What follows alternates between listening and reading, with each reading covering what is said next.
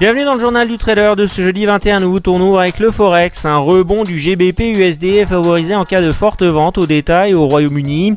Les dépenses du secteur privé devraient augmenter pour la 5e fois en 2014. Une hausse des ventes au détail du Royaume-Uni pourrait déclencher un rebond plus significatif du GBP/USD puisqu'elle améliorerait les perspectives de reprise solide au cours de la seconde moitié de 2014.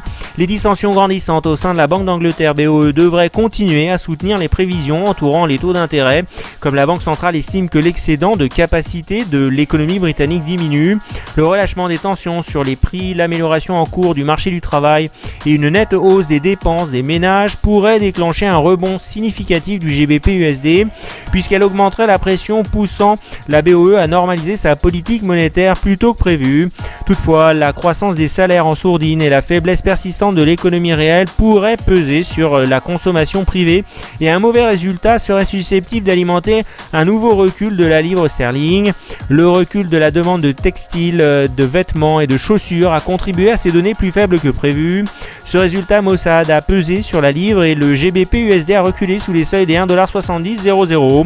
Dans le cas d'un chiffre des ventes au détail du Royaume-Uni en hausse, il faut acheter du GBP/USD et au cas où les dépenses des ménages déçoivent, il faut vendre du GBP/USD.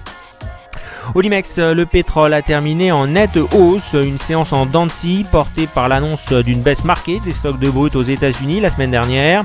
Le WTI a gagné plus 1,68% à 96,07$ le baril. À la clôture, le Brent gagnait plus 0,62% à 102,19$. Les stocks de brut ont chuté de 4,5 millions de barils aux États-Unis selon les données de l'agence américaine d'information sur l'énergie. Le WTI, sous le coup d'un bond de la production en Amérique du Nord, pâtit ces derniers temps d'une situation d'offres surabondantes. Les craintes de voir les livraisons irakiennes être perturbées ne se sont pas matérialisées et la production libyenne a continué d'augmenter malgré les combats opposant plusieurs factions. À Wall Street, les indices US ont terminé dans le vert hier soir. À la clôture, l'indice Dow a pris plus 0,3%, le S&P a gagné plus 0,2%, le Nasdaq a fini à l'équilibre. Les minutes du FOMC ont montré que les responsables de la Banque centrale ont débattu de la stratégie de sortie de la politique des taux accommodantes sur fond de signes d'amélioration sur la croissance, le marché de l'emploi, l'inflation. L'attention va désormais se tourner vers le discours de Janet Yellen à Jackson Hole ce vendredi.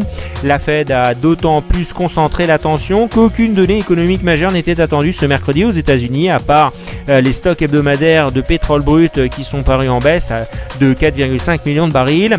Lowe's, le numéro 2 du bricolage aux États-Unis, a gagné plus 1,6%. Target a avancé de plus 1,8%. Les analystes estiment que le titre Apple n'est pas si chèrement valorisé dans l'optique du prochain lancement de l'iPhone 6. À 13h ce jeudi, le S&P gagne plus 0,25%, le Dow gagne plus 0,35% et le Nasdaq plus 0,01%. À Paris, le CAC a repris le chemin de la hausse ce jeudi matin, le dernier compte-rendu du FOMC n'ayant pas déstabilisé les investisseurs parisiens. Les minutes de la réunion de la Fed des 29 et 30 juillet montrent que ces hauts responsables ont débattu du scénario d'une sortie de la politique de taux accommodante, mais les marchés parisiens ne semblent pas se laisser déranger par la perspective d'une prochaine remontée des taux d'intérêt. Après les minutes de la Fed, le dollar est remonté en force avant que le billet vert subisse un léger reflux aux abords de 1,3270$ face à l'euro. La société Score progresse de plus 1,3%, Eramet cèse moins 1,8% après un incident de production au Sénégal. Le titre reste toujours très volatile et dépendant du cours du manganèse ou du nickel. À 13h, le CAC gagne plus 0,48%. À Londres, le FTSE avance de plus 0,2%. Les ventes de détail ayant progressé en juillet à un rythme moins élevé que prévu, plus 0,1%, portant à 2,6% leur hausse sur un an en Grande-Bretagne. Et un déficit inattendu des finances publiques en juillet qui témoigne des difficultés du gouvernement à récolter l'impôt et remet en question sa capacité à atteindre ses objectifs budgétaires. Selon l'ONS, les finances publiques font apparaître un déficit de 239 millions de livres contre un solde négatif de 1,047 milliards un an auparavant. Le déficit 2014-2015 s'élevait en juillet à 37 milliards de livres, soit 5,1% de plus qu'un an auparavant.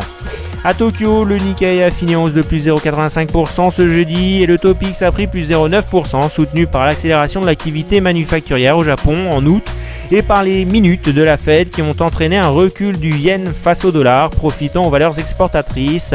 Les résultats préliminaires de l'enquête Market JMMA laissent entrevoir un rebond de la croissance après le trou d'air qui a suivi le relèvement de la TVA au Japon.